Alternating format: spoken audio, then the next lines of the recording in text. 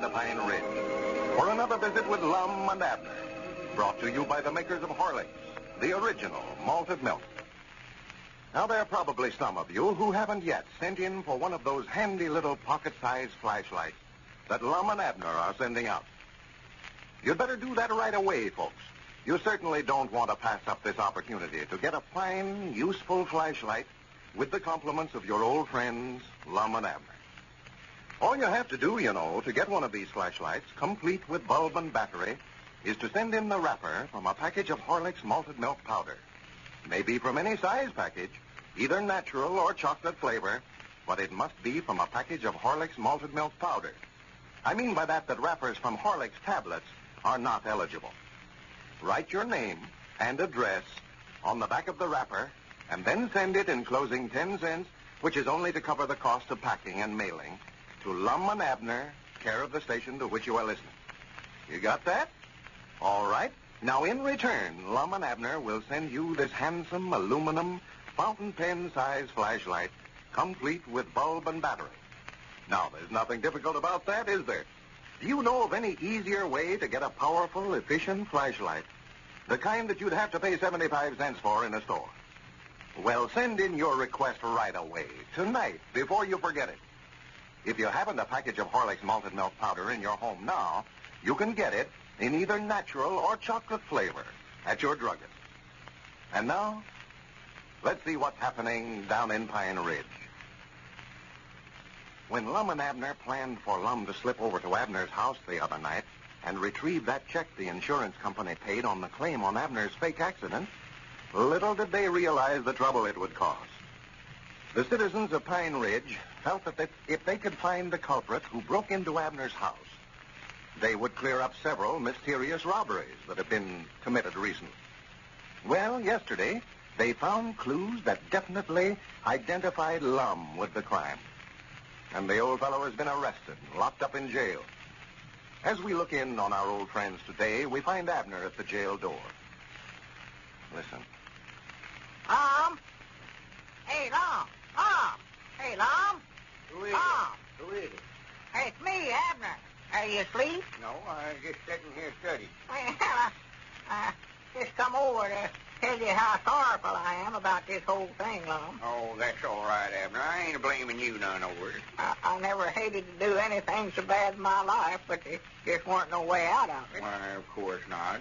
You're the constable here, and you can't let friendship keep you from tending to the duties of your office. I just hate to see you locked up in jail this way when I know you ain't guilty, Lum. Well, I'll be out of here before long. Grandpap Spears is out raising a bond for me to bail me out. He is. Now, come on in. Sit down a while.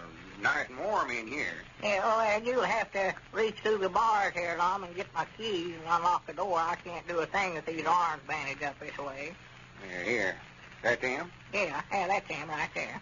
Just unlock the door now, Lum, and shove it back open that way for me.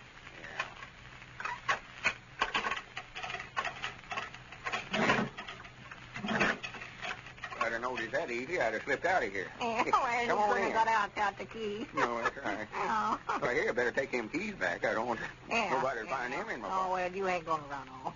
Hey, come on back and sit here by the stove. Yeah. Is that a flopper? Yeah, that's all right. As big as a bucket, is Yeah, it? that's a good thing you got it. These concrete floors are awful damp in this time of year. Well, Abner, I'm proud you come over. I've been shorter in the door. You're about the only one left around here that'll even speak to me. You and Grandpap. Yeah, folks is pretty mad about it, all right. They think you're the one that's been doing all this robbing around here lately, you know. Yeah, I know it. There's been a dozen of them come by here, stand there at the door and call me a thief and robber and everything else. Here, sit down. Yeah, thank you. Folks all I thought was my friends and just turned right square backwards again me. Yeah, Lord, they're the ones that insisted on me throwing you in jail. Six fellers that Ezra C. Strunk and Caleb Weeshorn and Mose Moots and the whole bunch. Yeah, that hurts me worse than anything else. Why, sure. Even Dick Huddleston come by this morning and told me how disappointed he was in me. So I know he must think I'm guilty, too. Yeah, well, naturally, they had the proof right on you, Lum. They found that piece of cloth hanging on the barbed wire fence over there, and it matched up with that place that was tore out of your pants, so there weren't no doubt in their minds but what you done it. Well, it just goes to show that folks is all as ready and willing to believe the worst about anybody, even their best friends. Yeah, they are. Just human nature, I reckon. When a feller gets down this way, instead of trying to help him up, why, everybody wants to shove him just a little further down if they can. Well, Lum, I wish you'd let me just go ahead and tell Elizabeth and everybody else how this whole thing happened. No, now, Abner. That's nice of you to offer to do that, but I just won't stand for it. Well, it'd straighten this whole thing out, Lum, get you out of this mess. Get me out of trouble, all right, but I'm just afraid it'd cause a lot of trouble twixt you and Elizabeth. If she found out now there weren't nothing to that accident, that you just been making out like you's hurt, no telling what she would do. No. Might break up your home over there. You can't never tell. Yeah, but maybe we could just tell her, Lum, that the reason that you broke into the house the other night was just to get that check that the insurance company gave me before she could cash it. Well, the trouble is, Abner, you can't tell her part of it without telling her the whole story. No. And if you just stop and think back, we've told so many stories to Elizabeth, she'd lose all the faith she ever had in you if she found out the truth now. Yeah, well, I don't know what to do. I hate to see you sitting down here in jail, having everybody down on you over something that ain't your fault. Especially when you just done it to help me out. I just don't feel right about it. Oh, well, now, don't worry about me. I just feel like I'm the one that ought to be in jail instead of you. No, now, there ain't no use of standing chances of breaking up your home over there. It don't matter none about me. I ain't got no family that this'll reflect on. Nobody that cares for as that goes. I'll be out of here quick as Grandpap gets back with that bond anyway. Well, you just got to get out, Lum. The mail is stacking up down there at the office. I never seen the like of it. Well, fine. There's still riding in for the flashlight. Oh, Lord, Ain't it's to ask you warning, about that. yeah. Well, that's good. Enough of our friends sends in for them flashlights, we can at least get the store restocked and opened up again. Give us a sort of a chance to start all over again. Yeah, well, I've had Cedric down there helping me all day, opening up letters for me while I count the votes and see which one of us they want for president of the Jot 'em Down store when we get it opened up. How's the votes running? Well, I don't like to tell you nothing that'll make you feel any worse, Lum. It just looks like you've had enough trouble. Well, it ain't your fault, Abner. If folks want you to be president, you can't help it. Ain't I running no better than I have been? Well, we ain't got all the mail open up yet, Lum. We ain't went through more than half of it, what's come in today. Well, how many have I got so far? You mean out of them we got today? Yeah, how many votes have I got? Well, you ain't got none yet, Lum. It's all been for me. But now, I wouldn't feel bad about it now, for maybe you've got some votes in them that we ain't opened up yet. No, I don't reckon I have, Abner. I can see already that I ain't as popular as I thought I was. Well, of course, I want to get all the votes I can, Lum, but I don't want you to feel hard at me. Why, no, of course not, Abner. I ain't blaming nobody but myself. That letter we got the other day where that woman from Lincoln, Nebraska had wrote in and said I was a big blowhard and always run over you, and she hoped I never got a single vote. Yeah, well, now, I wouldn't pay no attention to such talk as that. Well, I don't know, Abner. It got me to studying. I had a lot of time last night and all morning. I think she's about right about it. Oh, no. I ain't been as salty as I ought to been. Why, you there? Had way yonder too good a opinion myself, I reckon. Thought the minute we started that contest, everybody'd write in and say they wanted me for president, but see now about where I stand, I reckon. Well, I don't feel bad. Sort of hard on a feller after being president or something for so long and then have to step down now. It ain't like if I weren't used to holding high offices that way. No.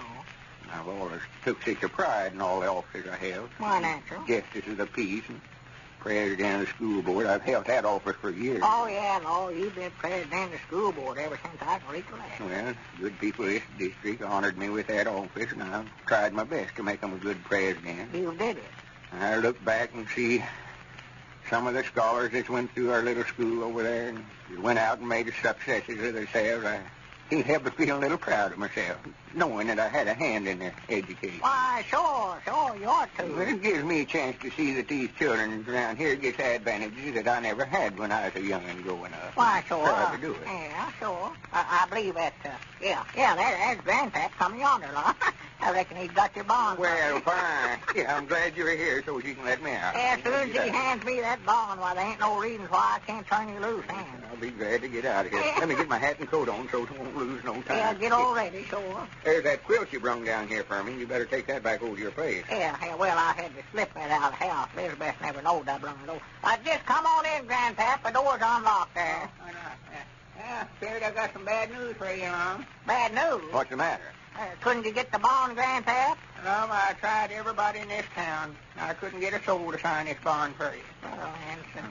Well, and it looks like everybody turned again you. They said you could stay in this jail for the rest of your life for as they cared. I didn't know. Well, thank you anyway, Grandpap. I know you done your best.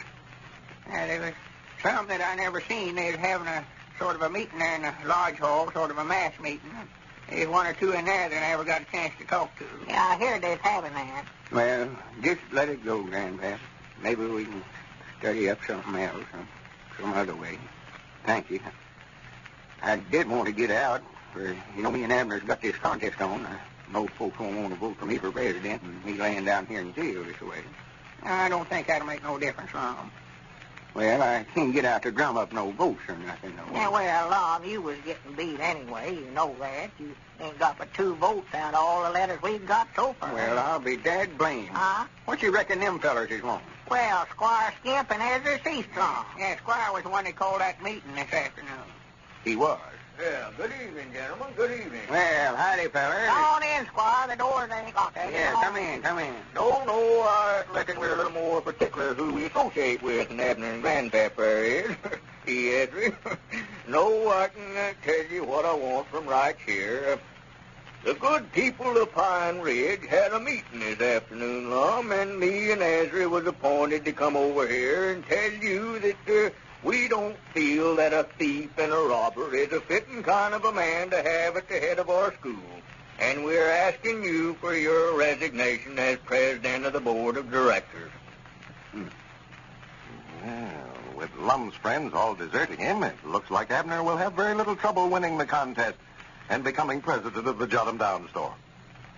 Ladies and gentlemen, I want to remind you once more to be sure and send in right away for one of these fine little pocket-sized flashlights that Lum and Abner are giving away. That's easy to do, you know. You simply send in the wrapper from a package of Horlicks malted milk powder. Wrapper from any size, even natural or chocolate flavor package. Make sure, though, that it's from Horlicks malted milk powder. Wrappers from Horlicks tablets, are not eligible. Now, write your name and address on the back of the wrapper and enclose 10 cents to cover the cost of packing and mailing your flashlight. Then mail your wrapper and dime to Lum and Abner, care of the station to which you are listening. In return, Lum and Abner will send you this powerful, useful little pocket-sized flashlight, complete with bulb and battery. But don't forget, folks, to send in for your flashlight right away. Do it tonight. Lum and Abner want everybody to send in for a flashlight. The old fellows are making this offer to see how many of you there are who enjoy their program and enjoy Horlicks malted milk, too. This is Carlton Bricker, speaking for Lum and Abner and Horlicks, who now bid you all good night and good health.